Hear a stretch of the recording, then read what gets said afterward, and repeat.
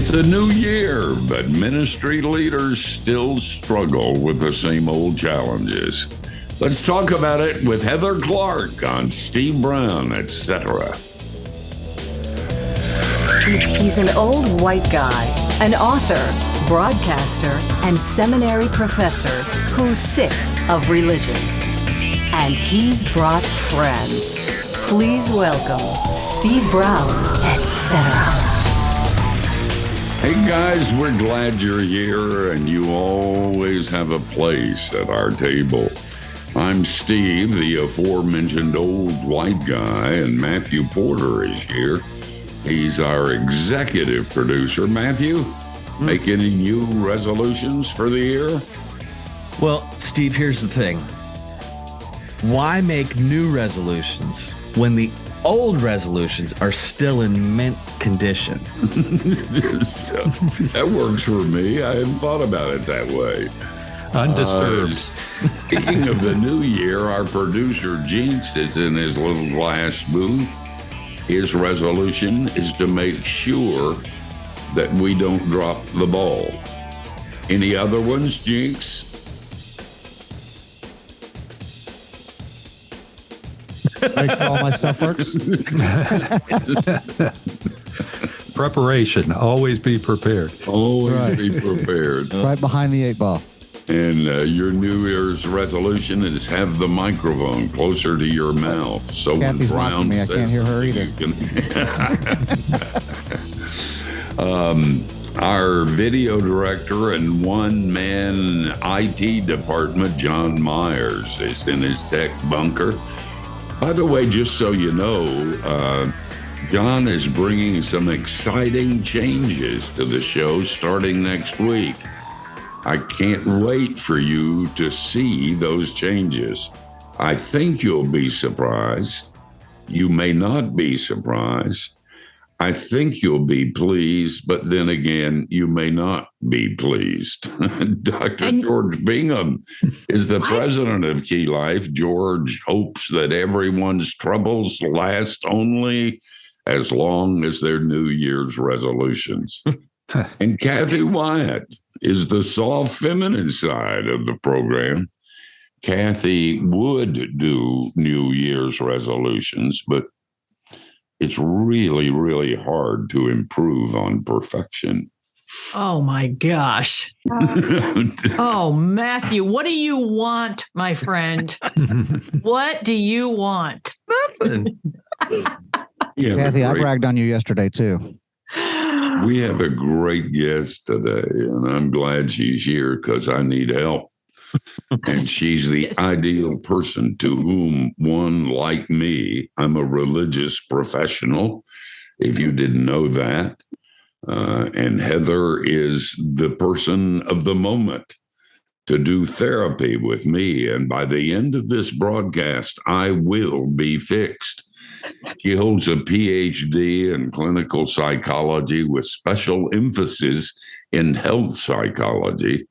In addition to her counseling private practice, Dr. Clark serves as an adjunct professor at Knox Theological Seminary and serves in women's ministry at her church. Heather's also a professional speaker, and her new book is called, which I hold in my nicotine-stained fingers, Minister Well. And I've been spending the morning with this book, Heather. And I don't think what you wrote is just for professional religionists. This is some good, practical advice for everybody. So before you turn off your radio dial or turn off your computer and the YouTube connection, you might stay around because you're going to get some practical wisdom that'll work for you as well as ministry leaders. Heather, this is a hard time for ministry leaders, isn't it? It is. I think it always is, but it has been, especially as people have come to church more in the over the last few years, even if that was virtually, but people have been seeking because people have been hurting. And so that's when people come more, and they come to ministry leaders, especially before they come to mental health professionals. Actually, we know that. So they're the first line absolutely of first defense line in terms of these kinds of things. I'm sorry. First line, Yes. they stand there and usually see the people that will see you after the ministry leader has screwed them up. Well, or when the ministry leader has met the edge of what they can provide, which makes a lot of sense because I'm a mental health professional and they are vocationally called to ministry. So there's a difference in training. And a big part of the difference is not just in how to treat mental illness or everyday difficulties that we go through, but it's also in how to take care of ourselves, because mental health professionals go into this knowing, we think we're going to have a career in this. So that means day in and day out, people will come and bring their burdens, and we will get to see front row their success through that and how God grows them through that. Nonetheless, tomorrow there will be more people at the office. And so that is not what people that are vocationally called to ministry are primarily trained for.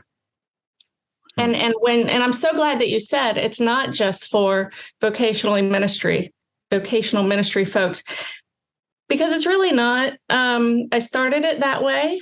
I started the book that way as a newsletter, actually, to ministry professionals.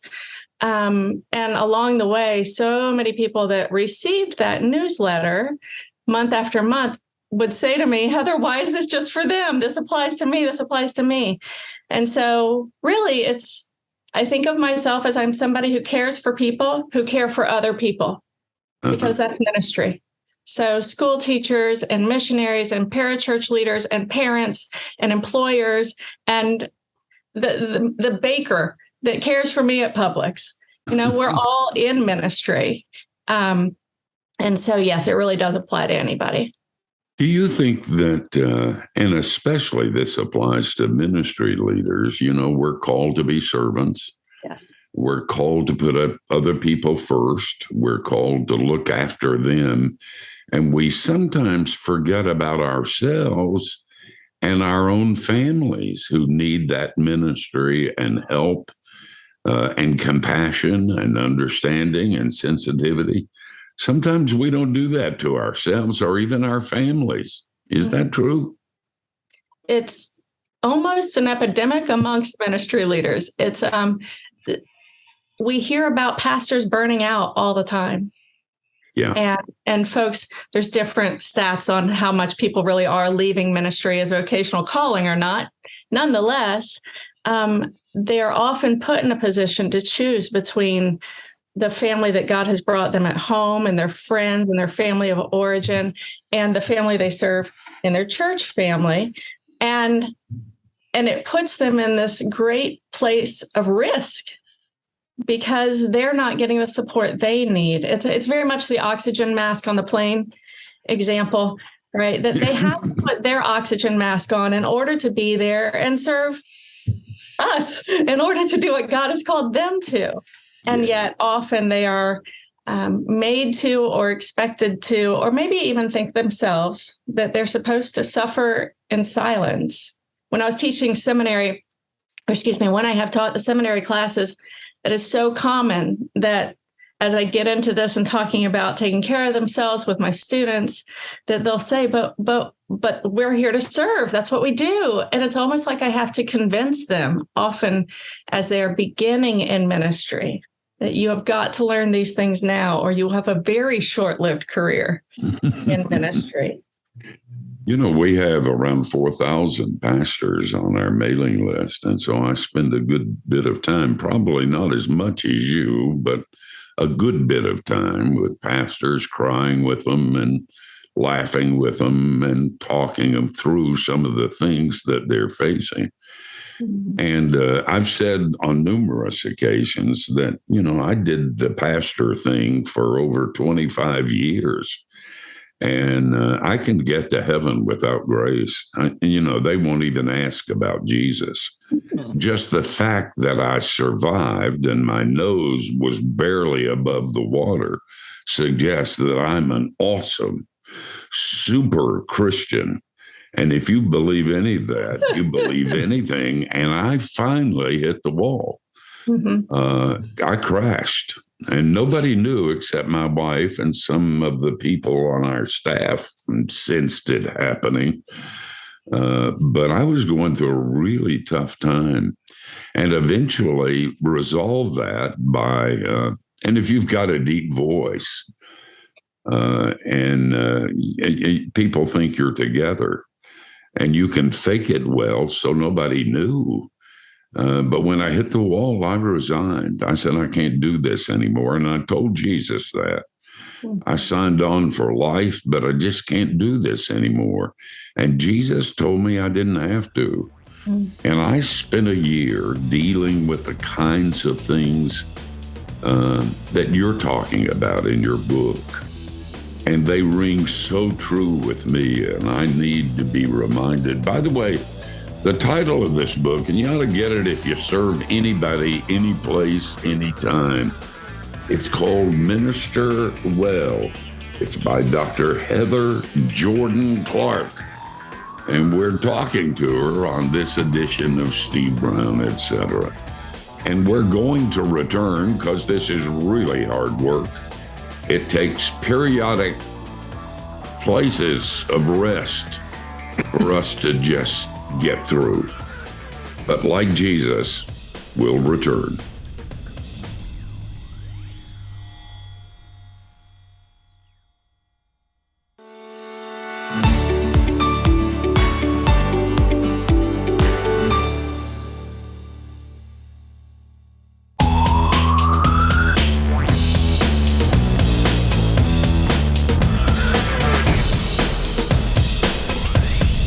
Hey, thanks for joining us.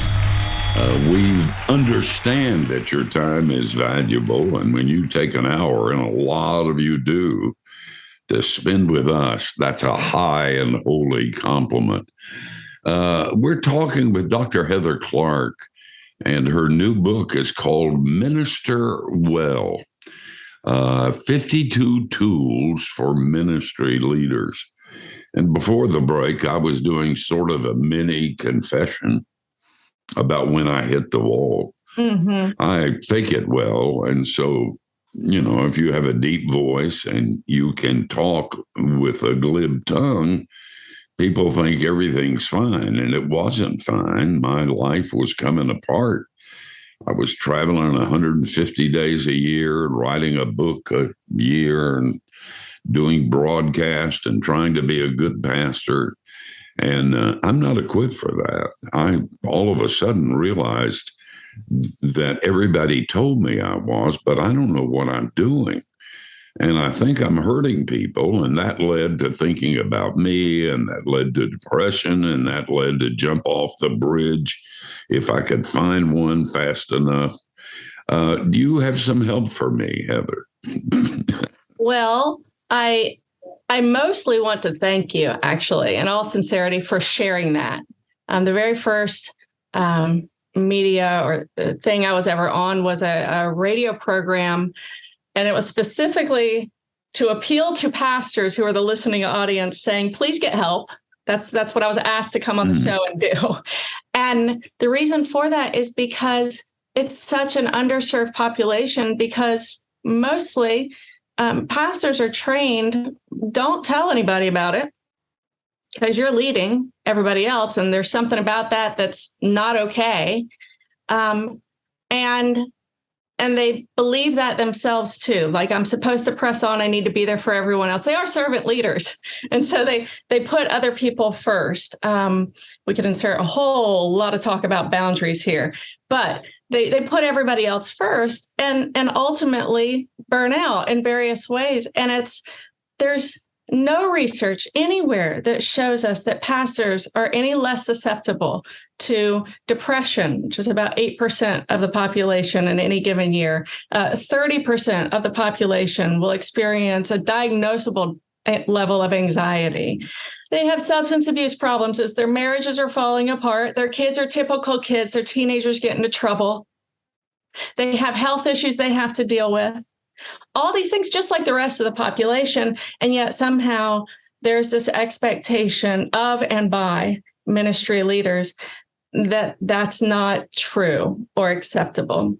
And I think that that is such a service that you are sharing that, because it perpetuates itself when other ministry leaders get together and they see the people they look to, the leaders that lead them, the pastors that pastor them, and they think, I'm not allowed to fall apart. There's a chapter in the book that many of the chapters speak to this, but one that's called Got to Keep It Together. And it's quoting a country song where the singer is being told, go wash your face, keep it together. And even though her life is falling apart, and there's a certain insincerity, falsehood. I'm trying to think of how strong a word I'm allowed to use here. Well, lies would be a better word. Yeah. Lie to that, because what is that even telling their staff and their family and the congregation around them? You think that's changing? That's changing some, though. I'm finding more and more today that there is an authenticity that's going on in the church that was not there before. I mean, you were not allowed. And that's also true with the pastor's family. Now, I don't think it's universal, but I think there is a major shift. And pastors and ministry leaders and missionary leaders, I speak for a lot of mission organizations, and I'm finding that missionaries who are considered the super Christians are beginning to be honest about some of their struggles and things like that. It is improving, thank God. But I think it will continue to improve the more people have that open place for it. People where people are told you don't have to wait until you use your sabbatical for just getting yourself back together again. That you don't have to wait all the way to that place. And so regular wellness checkups or staff care workshops, maybe I can tell you about those later, but things that along the way take care of ourselves, which is exactly what Christ himself even modeled for us, that it was his custom to get up early and to have his time with God, that he was regularly taking care of his humanness while he walked this earth. And we just go. And then we say, it's okay. We still love you. We understand you hit your wall. Why do we have to hit the wall first? Yeah. Good stuff. Matthew?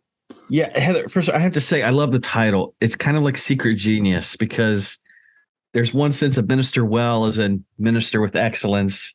And then there's minister well as in minister from a place of wellness and big haul. So the word nerd here really appreciates that. Another, we had the trauma of the last 3 years, and then kind of the trauma that comes after that of like dealing with that stuff. We have, what we've just talked about, where there's the pressure to kind of soldier on. Another thing I've heard about recently is kind of a lack of friendships among pastors. And even if they have friends, certainly you really need somebody who's a peer who can understand the life. Have you seen that? Is that a contributing factor as well to kind of this crisis? Absolutely. Do you mean in the general population or specifically in ministry? Specifically for ministers, it seems like there's a problem there, and you can offer part of that solution, and counselors can, but there's this kind of jamming, so it just seems like it certainly doesn't help the situation. And for ministry leaders in particular, I'm speaking to a panel of ministry leaders. It's what you do. But so you all know this, that it's a very lonely occupation because it's very isolating. I started these newsletters in this book when I was actually vocationally in ministry myself. And what I realized was literally a couple hundred women had my personal cell phone number because of the church. And so I was with people all the time. And I'm a really social creature, you might expect. And I loved that to a point. But what I also realized was I was very rarely did I have the time or make the time to be with the friends that like just nourished my soul, that I could just be with them and be easy and not plan anything and not have the little game we're going to play or lead the prayer or whatever it was.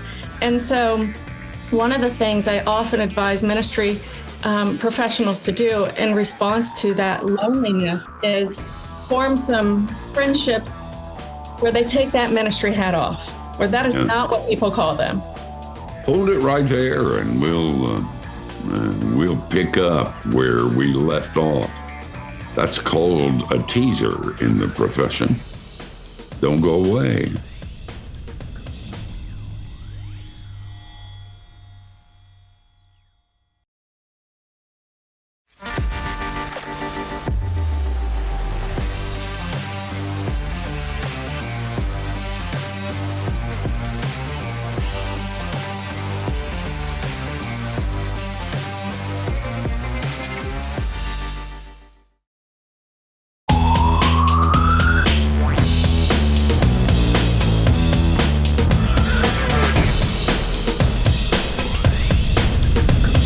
Hey, we're so glad you're with us.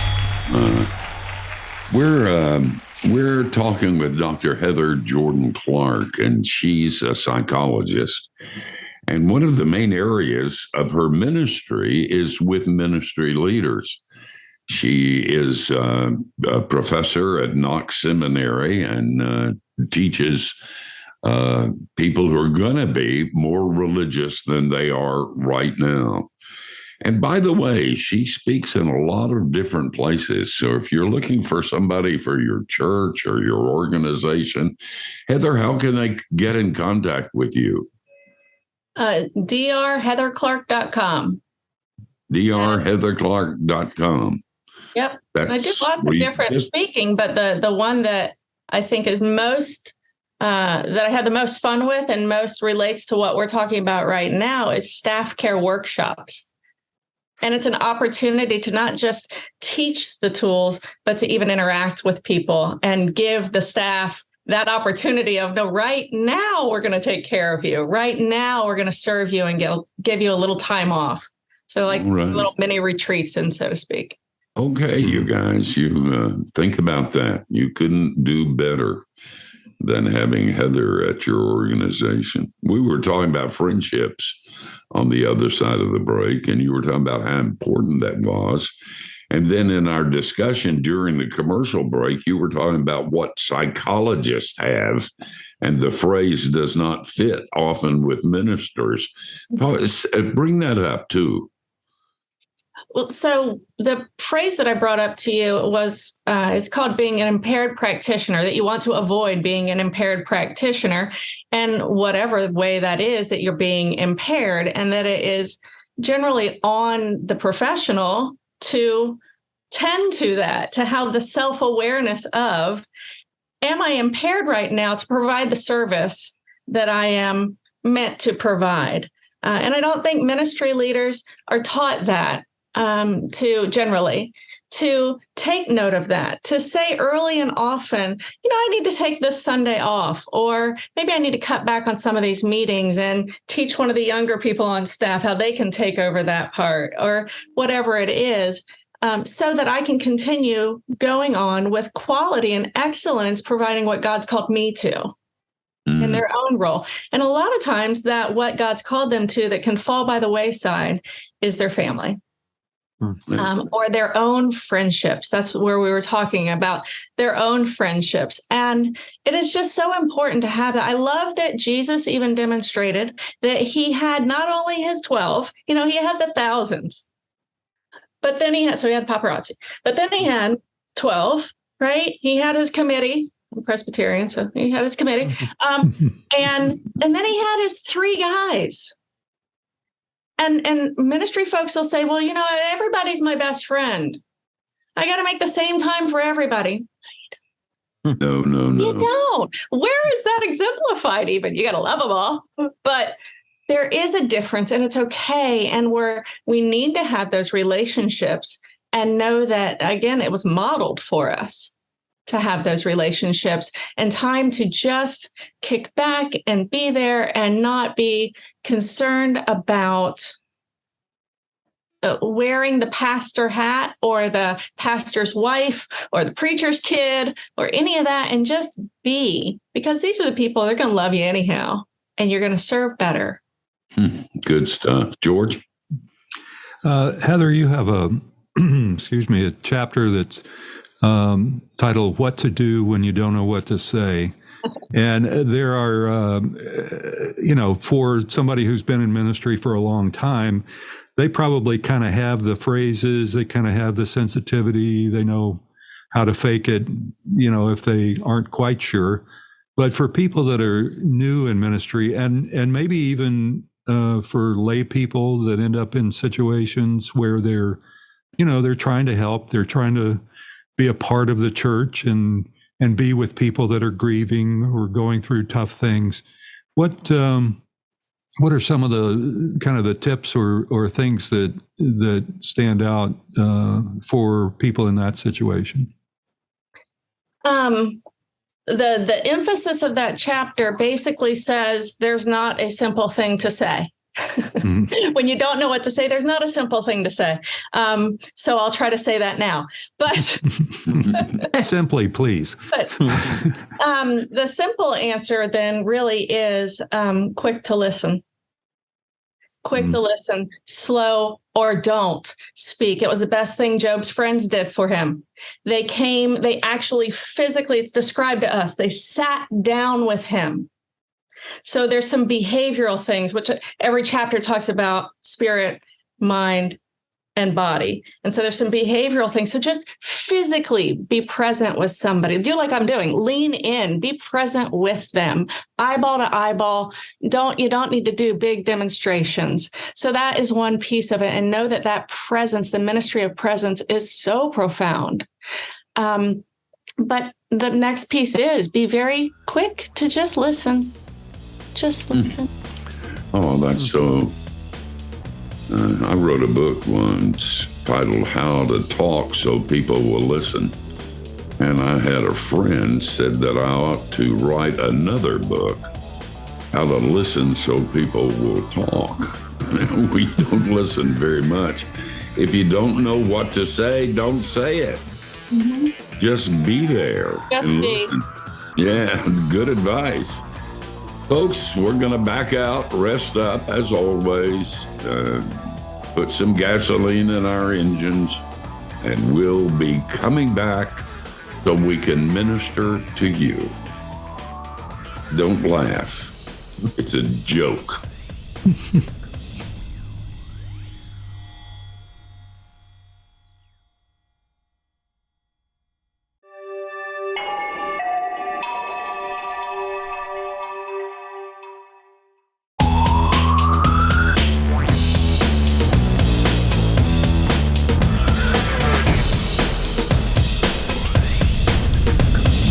Hey, thanks for joining us. By the way, 2023 is the year of the Key Life app.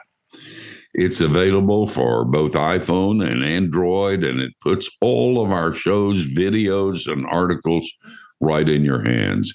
You can check it out at keylife.org/app. And we're talking to Dr. Heather Clark on today's program. If you're just joining us, you missed some really good stuff.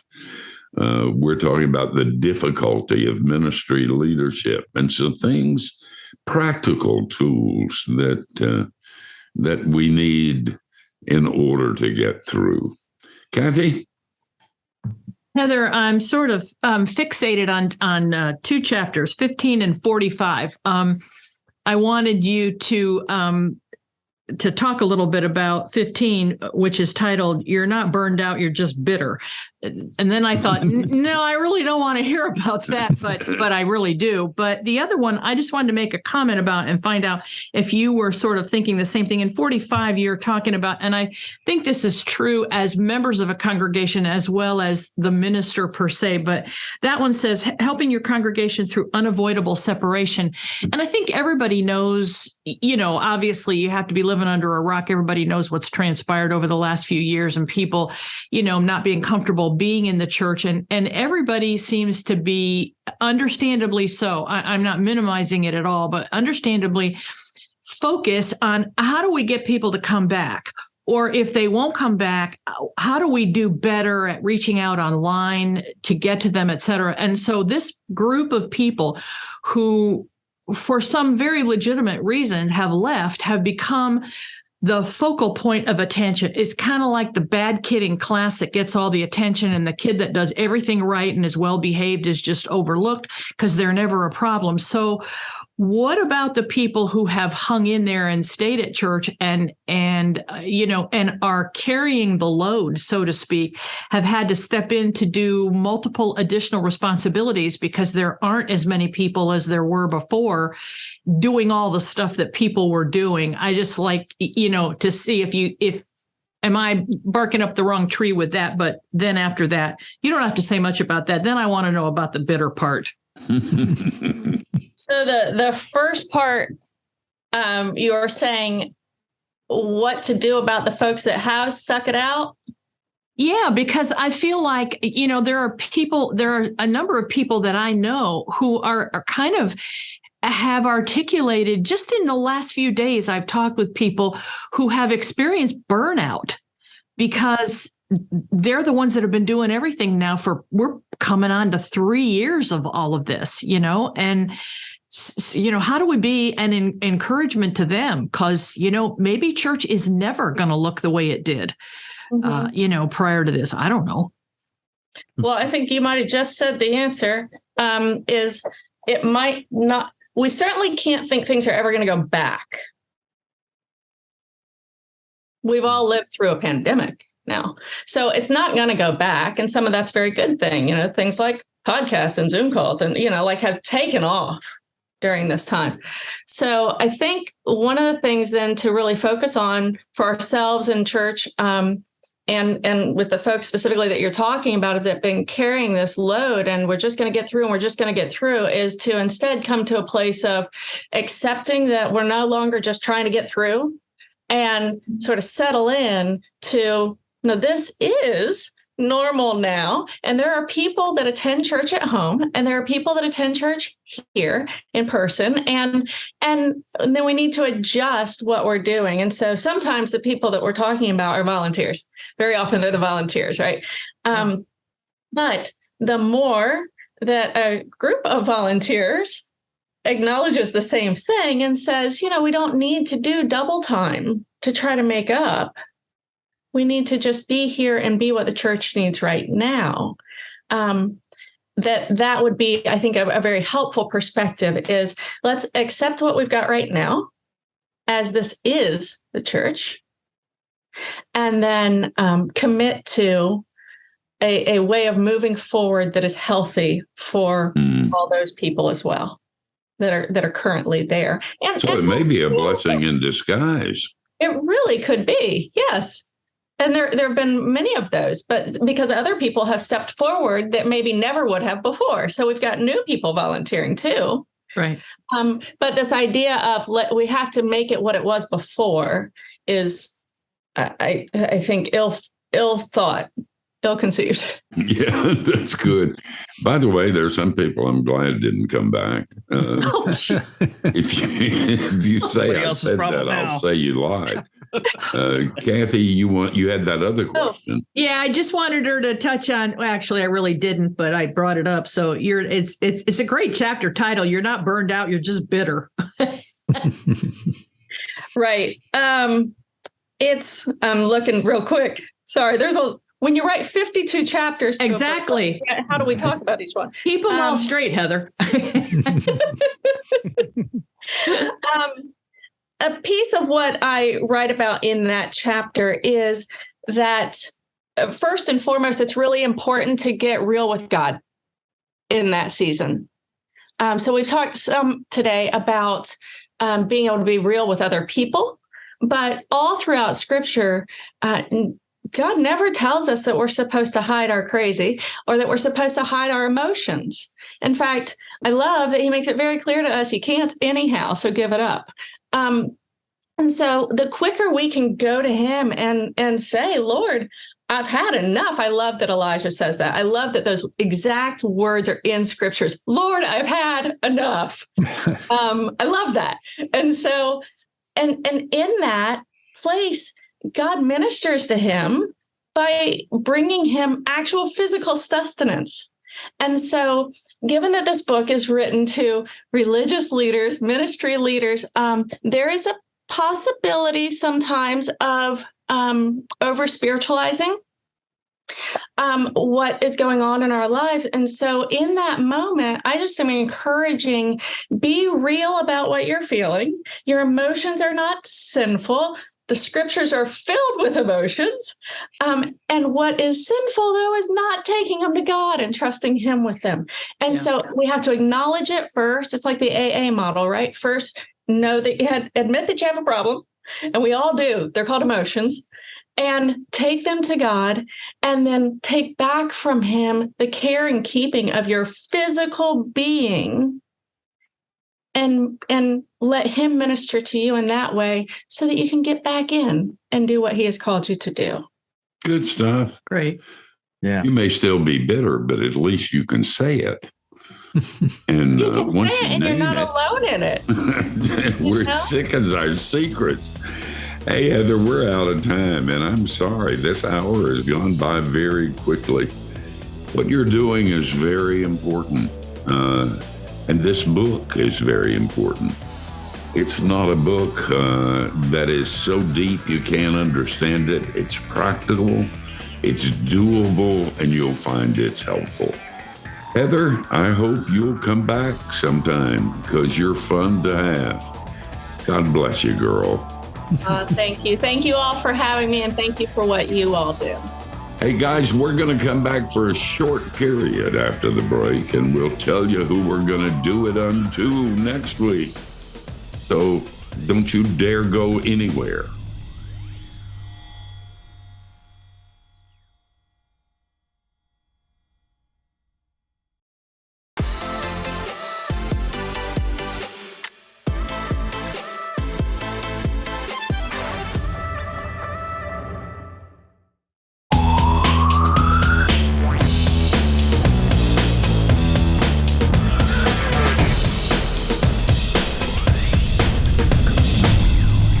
It was a good hour with Heather. Some really good and practical and basic advice. Sometimes it takes a long time for a person to get over a PhD. She obviously did that quickly, and she's practical, and you can use the stuff that she says. That book is called Minister Well, Tools for Ministry Leaders. And, you know, I think her point about you got to look after yourself and using the metaphor of an airplane when they tell you to use the oxygen on yourself before even your children, or you won't be able to help them, is probably good advice. You can take that too far. You know, you can say, you know, I am the king and I will look after myself. I'll do what I want to do and the way I do with the people I want to do it with. And you don't get a vote. And once you reach that point, you need to stop looking after yourself. There's this thing about washing feet. There's this thing about he who would be great among you must be the smallest. There's the thing about being a child. There's the thing about I have sent you into the world. Go and make disciples. So don't set aside ministry altogether if you're called. I think you're crazy if you're not called, if you're trying to do it. But if you can't get out of it and you got to do it, do it. But also look out for yourself, because that's important too. And Heather reminds us, and that was good stuff. Kathy, who's going to be here next week? Next week, we have Nicole Abassinio on our program. And Matthew, you want to tell us a little bit about that? We are in a month of recognition of human trafficking. And so Matthew was able to secure this one for us. So I'm going to let him tell you a little bit about He's it. an actress, producer, and this is a very interesting TV series that debuted right before Christmas on PureFlix. She's a smart go-getter kind of gal, and it's interesting that she's in front of the camera and running the show behind. So it should be a pretty good show. Oh man, sounds really good. Yeah. Guys, you be here next week, same time, same place. And between now and then, don't do anything we wouldn't. That gives you a wide berth.